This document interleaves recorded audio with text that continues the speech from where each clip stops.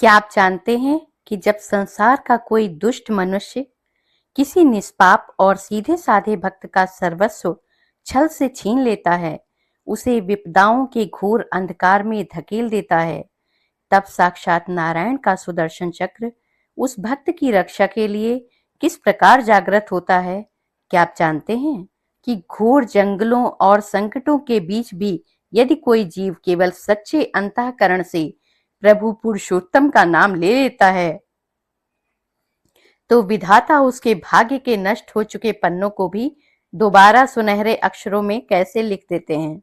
सोचिए, एक ऐसा मनुष्य जिसके पास खाने के लिए अन्न का एक दाना नहीं बचा, जिसके अपने ही परम मित्र ने उसे धोखा देकर मृत्यु के मुख में छोड़ दिया हो, लेकिन इस परम पावन महीने के केवल एक व्रत और कथा के प्रभाव से स्वयं भगवान विष्णु जी उसके सारे दुखों को अखंड ऐश्वर्य में बदल देते हैं। आज इस वीडियो के माध्यम से जो अलौकिक और मर्म स्पर्शी सत्य गाथा आप श्रवण करने जा रहे हैं, वो कोई साधारण कहानी नहीं है। यह पुरुषोत्तम मास महात्म्य का वो परम कल्याणकारी 25वां अध्याय है, जिसे सुनते ही जन्म जन्मांतर के संचित पापों के पर्वत इस तरह विलीन हो जाते हैं जैसे सूर्य के उदय होते ही अंधकार का नाश हो जाता है। इस वीडियो को अंत तक पूरा अवश्य सुनिएगा, क्योंकि आज कलयुग के उस परम पावन रहस्यमयी विधान का प्रकटीकरण होने जा रहा है, जो 7 पीढ़ियों के महापापों का समूल नाश कर देगा। जय श्री कृष्ण। राधे राधे भक्तों, आप सभी का सुभी राधा कृष्ण भक्ति चैनल में हार्दिक स्वागत है।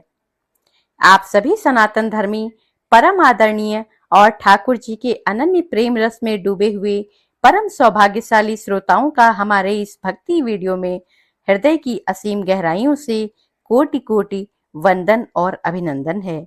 इस घनघोर कलयुग के अंधकारमयी वातावरण में जहां जीव माया के प्रपंच में उलझा हुआ है, आपका इस पावन कथा को सुनने के लिए हमारे इस वीडियो पर आना इस बात का अकाट्य प्रमाण है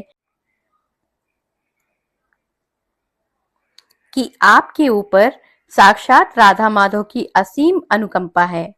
आज हम पूर्ण शास्त्रोक्त विधि और शुद्ध आचरण का निर्वहन करते हुए पुरुषोत्तम मास महात्म्य के परम पावन 25वें अध्याय की अलौकिक कथा को आपके समक्ष प्रस्तुत करने जा रहे हैं। हमारा यह प्रयास केवल वाणी का विलास नहीं है, बल्कि आपके अंतःकरण में उस सनातन ज्योति को प्रज्वलित करना है, जो आपके लौकिक जीवन को वैभव से और पारलौकिक जीवन को मोक्ष से संवार दे। आइए अपनी चेतना को एकाग्र करें, सांसारिक चिंताओं को क्षण भर के लिए भूल जाएं और उस परम पिता परमेश्वर के चरणों में अपना ध्यान लगाते हुए मंगलाचरण की ओर प्रवृत्त हों। नारायणं नमस्कृत्य नरं चैव नरोत्तमं देवीं सरस्वतीं व्यासं ततो जयमुदीरयेत्। समस्त सनातन वांग्मय और महापुराणों के उद्घोष से पूर्व गूंजने वाले इस परम कल्याणकारी श्लोक का अर्थ अत्यंत गूढ़ और ब्रह्मांडीय चेतना से ओतप्रोत है। इस महामंत्र के माध्यम से हम सर्वप्रथम संपूर्ण चराचर ब्रह्मांड के आदि पुरुष, जगत के पालनहार, घट घट के वासी साक्षात भगवान नारायण के श्री चरणों में साष्टांग दंडवत प्रणाम निवेदित करते हैं। तत्पश्चात नारायण के ही अंशावतार मानव देह में सर्वश्रेष्ठ मर्यादा के प्रतीक, तपस्या और ज्ञान के साक्षात विग्रह नर नारायण देव को बारंबार नमन करते हैं। इसके उपरांत हम अज्ञान के घोर अंधकार का समूल नाश करने वाली, बुद्धि को सात्विक मार्ग पर प्रेरित करने वाली, वीणा वादिनी, वाणी की अधिष्ठात्री, परम पवित्र मां भगवती सरस्वती के चरणों में श्रद्धा सुमन अर्पित करते हैं। और अंत में जिन्होंने अपनी अलौकिक दिव्य दृष्टि से वेदों का वर्गीकरण किया और इन परम पावन पुराणों रूपी कल्प वृक्ष को मानव जाति को सौंपा, उन साक्षात ईश्वर स्वरूप महर्षि वेदव्यास जी महाराज के चरणों में अपना शीश झुकाते हैं। इन समस्त दैवीय सत्ताओं की वंदना और आशीष प्राप्त करने के पश्चात ही हम उस सनातन विजय, उस दिव्य इतिहास और मोक्षदायिनी कथा का गान आरंभ करते हैं, जो संसारी जीव को इस दुस्तर भवसागर से अनायास ही पार लगा देती है। शांताकारं भुजगशयनं पद्मनाभं सुरेशं विश्वाधारं गगनसदृशं मेघवर्णं शुभांगं लक्ष्मीकान्तं कमलनयनं योगभिर्ध्यानगम्यं वन्दे विष्णुं भवभयहरं सर्वलोकैकनाथम। संतों, मनीषियों और ऋषियों के अंतःकरण से प्रस्फुटित हुई ये कालजयी स्तुति भगवान विष्णु के उस विराट, अलौकिक और विस्मयकारी स्वरूप का साक्षात्कार कराती है, जो ध्यान मात्र से जीवन के समस्त क्लेशों को हर लेता है।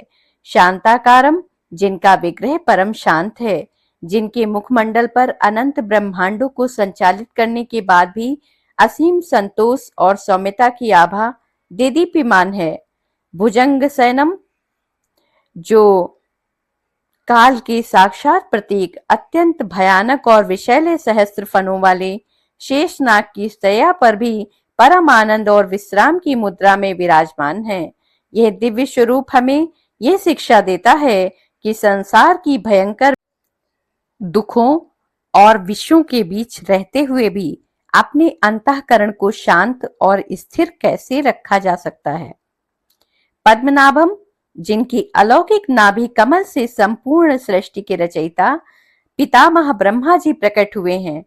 सुरेशम, जो समस्त देवताओं, यक्षों और गंधर्वों के भी परम अधिपति हैं। विश्वाधारम, जो इस अनंत असीम आकाश की भांति सर्वव्यापी हैं और जिन्होंने संपूर्ण ब्रह्मांड के अस्तित्व को अपने भीतर धारण किया है, जिनके बिना एक पत्ता भी नहीं हिल सकता। मेघवर्णम शुभांगम, जिनका दिव्य वर्ण जल से भरे हुए नूतन बादलों के समान श्याम, शीतल और घनघोर करुणामयी है और जिनके श्री विग्रह का प्रत्येक अंग अत्यंत मंगलकारी और लावण्य से परिपूर्ण है। लक्ष्मीकांतम कमल नयनम, जो परम ऐश्वर्य, वैभव और धन की अधिष्ठात्री देवी मां महालक्ष्मी के हृदयेश्वर हैं और जिनकी आंखें शरद ऋतु के खिले हुए कमल की पंखुड़ियों के समान कोमल, विशाल और करुणामयी हैं। योग भी ध्यान गम्यम, जिन्हें बड़े बड़े सिद्ध पुरुष, तपस्वी और योगीश्वर अपने हृदय की कंदराओं में कठिन समाधि और ध्यान के माध्यम से प्राप्त करने का प्रयास करते हैं। मैं उन संपूर्ण 14 लोकों के एकमात्र स्वामी, जन्म, मरण और बुढ़ापे के सांसारिक भय को समूल नष्ट करने वाले भगवान श्री हरि विष्णु जी के पावन चरणों में बारंबार आत्मसमर्पण करता हूँ। श्री सूत जी महाराज की दिव्य वाणी नैमिषारण्य की उस पावन भूमि पर गूंज रही थी, जहां 80,000 से अधिक तपस्वी, त्रिकालदर्शी ऋषि मुनि कलयुग के प्राणियों के उद्धार हेतु दीर्घकालीन ज्ञान सत्र में बैठे थे।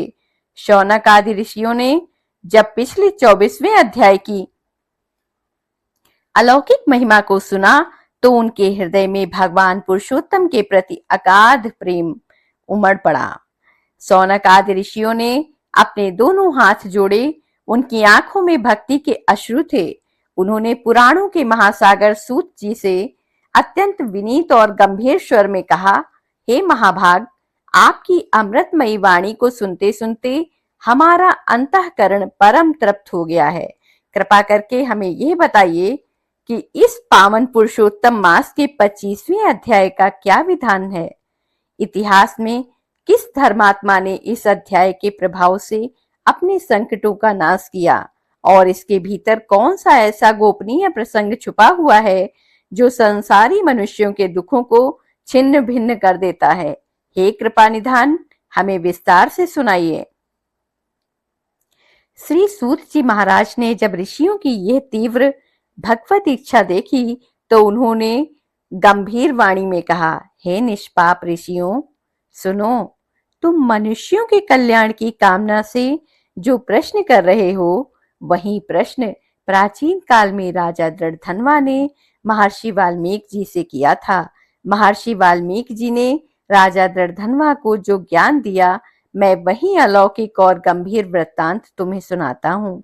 इसे अत्यंत एकाग्र चित्त होकर सुनो।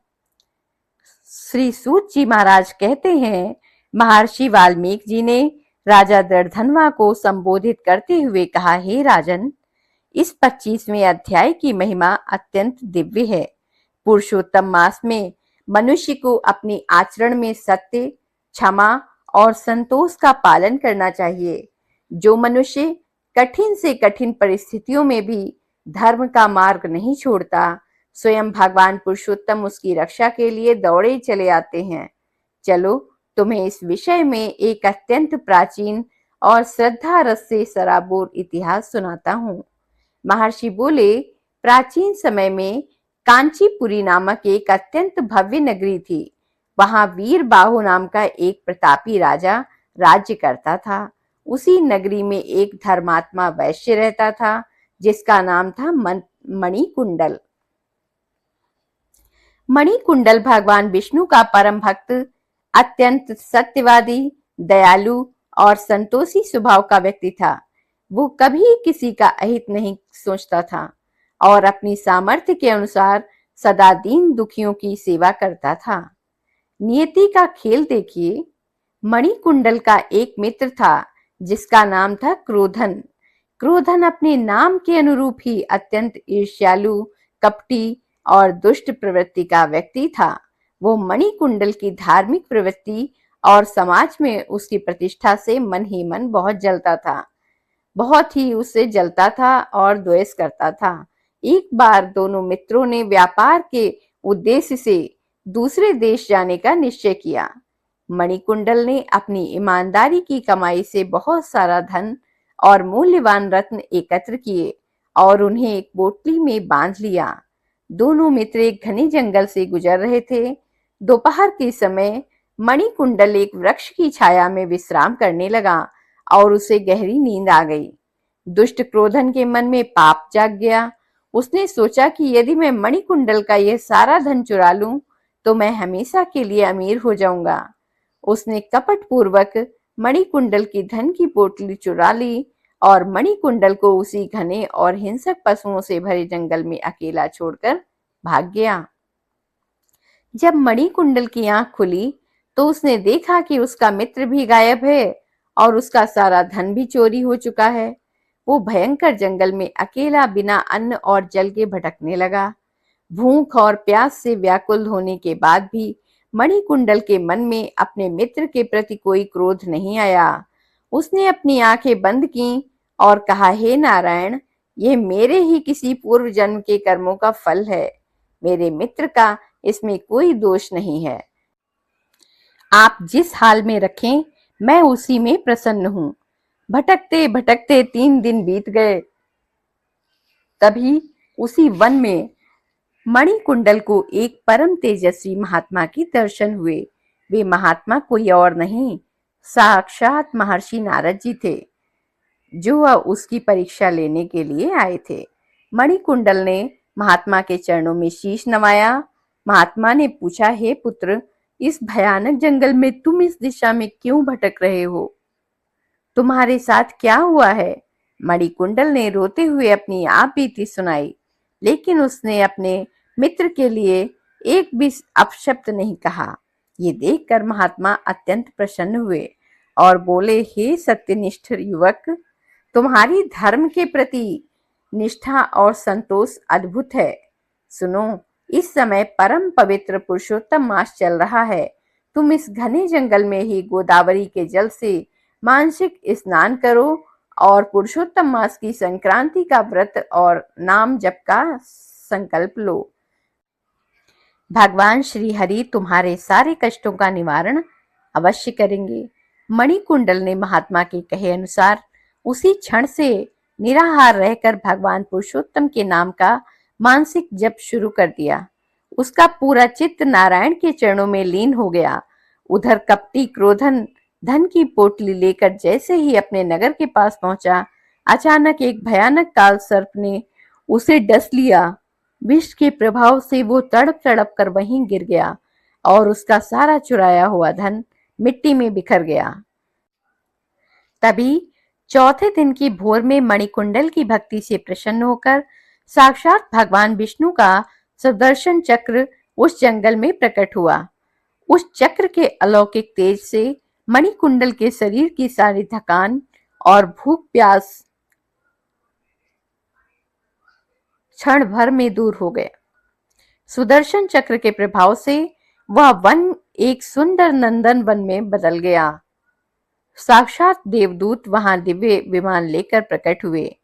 पार्षदों ने मणिकुंडल से कहा, हे वैश्य शिरोमणि, तुमने पुरुषोत्तम मास में संकट के समय भी धर्म का मार्ग नहीं छोड़ा और सच्चे मन से प्रभु का नाम लिया। भगवान पुरुषोत्तम तुम्हारी भक्ति से अत्यंत प्रसन्न है। ये विमान तुम्हें बैकुंठ ले जाने के लिए आया है। मणिकुंडल ने हाथ जोड़कर कहा, हे देवदूतों, मैं बैकुंठ अवश्य चलूंगा, लेकिन कृपा करके मेरे उस मित्र क्रोधन को भी क्षमा कर दीजिए, क्योंकि यदि वो इस जंगल में अकेला ना छोड़ता तो मुझे महर्षि नारद के दर्शन और इस पावन व्रत का पुण्य कभी प्राप्त नहीं होता। मणिकुंडल की इस परम दयालुता को देखकर आकाश से देवताओं ने पुष्पों की वर्षा की। भगवान ने क्रोधन के प्राण भी वापस लौटा दिए और उसे सुबुद्धि दी। क्रोधन ने मणिकुंडल के चरणों में गिरकर क्षमा मांगी। इसके बाद मणिकुंडल उस दिव्य विमान में बैठकर परम पद को प्राप्त हुआ। सूत जी महाराज कहते हैं, हे सौनक आदि ऋषियों, महर्षि वाल्मीकि जी की यह कथा सुनकर राजा दर्दनवा का हृदय गदगद हो गया। उन्होंने जाना कि पुरुषोत्तम मास में किया गया संतोष और क्षमा का प्रभाव मनुष्यों को साक्षात नारायण का प्रिय बना देता है। मेरे आदरणीय और प्रिय वैष्णव भक्तों, आज की यह पावन कथा हमें ये सिखाती है कि जब हमारे जीवन में अपने ही लोग हमें धोखा देते हैं, जब चारों तरफ से परेशानियां आती हैं, तो हमें धर्म का मार्ग और भगवान पर विश्वास कभी नहीं छोड़ना चाहिए। सोचिए, उस विकट जंगल में भी मणिकुंडल ने अपने मित्र को क्षमा किया और प्रभु पुरुषोत्तम का नाम लिया, तो स्वयं सुदर्शन चक्र उसकी रक्षा के लिए आ गया। आज वही नारायण हमारे और आपके विश्वास में बसते हैं। यदि आज की इस शब्द प्रधान और मर्म स्पर्शी कथा ने आपकी आत्मा को छुआ हो, यदि ठाकुर जी के इस अलौकिक न्याय को देखकर आपके हृदय में भी प्रभु के लिए प्रेम जागा हो, तो इस पावन और सुरक्षित विचार को आगे बढ़ाने के लिए हमारे इस भक्ति परिवार से इसी क्षण जुड़ जाइए। नीचे दिए गए लाल रंग के सब्सक्राइब बटन को दबाकर इस पावन डिजिटल परिवार की सदस्यता अवश्य ग्रहण कीजिए। ये आपका इस सनातन संस्कृति और हमारी इस छोटी सी सेवा के प्रति एक सुंदर और सच्चा समर्पण है। इस कथा के दिव्य पुण्य को केवल अपने हृदय तक सीमित रखकर मत बैठिएगा। इस कथा रूपी अमृत को अपने परिवार, अपने मित्रों और हर उस व्यक्ति तक इस वीडियो के माध्यम से पहुंचाइए जो आज जीवन के संकटों से जूझ रहा है। इस वीडियो को जितना हो सके शेयर कीजिए, क्योंकि पुरुषोत्तम मास में इस परम पावन कथा को दूसरों तक श्रवण करवाना करोड़ों अश्वमेघ यज्ञों के पुण्य के बराबर माना गया है। और कमेंट बॉक्स को देखकर केवल खाली मत छोड़िएगा, वहां अपनी आत्मा के भाव को उड़ेलते हुए पूरे सनातनी गौरव के साथ लिखिए, जय श्री कृष्णा, राधे राधे, हर हर महादेव। जब आपके द्वारा लिखे गए ये नाम इस वीडियो के नीचे गूंजेंगे, तो साक्षात प्रभु पुरुषोत्तम आपके जीवन के सभी संकटों और दुखों को दूर करेंगे। अगले वीडियो में हम फिर मिलेंगे इसी चैनल पर अगले अध्याय की एक और अत्यंत गोपनीय, गंभीर, मोक्षदायिनी कथा के साथ, जो आपके भाग्य के बंद तालों को खोल देगी। तब तक के लिए राधा माधव के चरणों में लीन रहिए, मुस्कुराते रहिए और अपने दिन की अत्यंत सुंदर और आध्यात्मिक शुरुआत कीजिए। जय श्री कृष्ण, राधे राधे, हर हर महादेव।